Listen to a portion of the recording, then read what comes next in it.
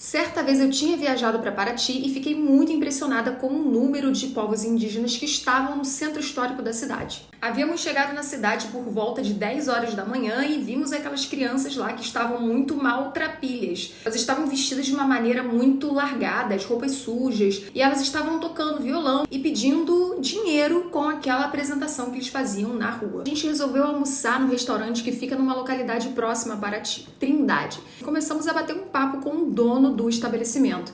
E aí eu falei sobre a minha surpresa por ver tantas crianças indígenas no meio do centro histórico, passando por aquelas situações de miserabilidade, e que aquilo me comoveu um pouco. Conversando com o dono do restaurante, ele virou para mim e disse o seguinte: eu já vi várias vezes muitos indígenas dessa aldeia que você viu andando de Hilux por aqui na frente, cheio do dinheiro. E sobre esses indígenas que você viu em situação de pobreza no centro de Paraty, eles estão apenas cumprindo um karma, porque a gente escolhe o destino que a gente tá vivendo. Eu confesso para vocês que quando o cara falou aquilo, eu fiquei alguns segundos muda e depois eu comecei a refutar tudo que ele falava.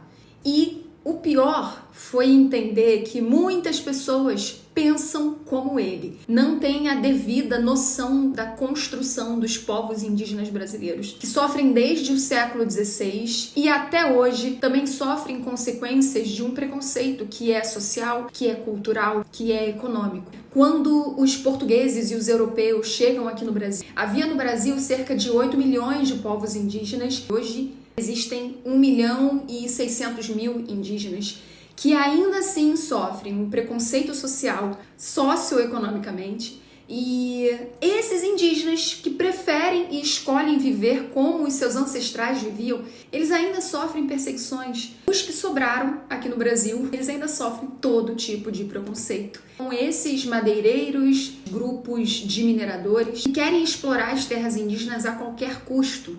Eu poderia ficar aqui falando muito mais sobre povos indígenas, sobre meio ambiente, sobre o quanto os indígenas protegem as florestas, mas quero que vocês pesquisem um pouco sobre isso também, sobre o que tem acontecido no Brasil, sobretudo a demarcação de terras indígenas. Quanto menos estudos a gente tem sobre a história do nosso país e sobre a importância de manterem as florestas de pé, mais a gente vai achar que a questão indígena é algo mimizento, é algo que a gente não tem que pensar.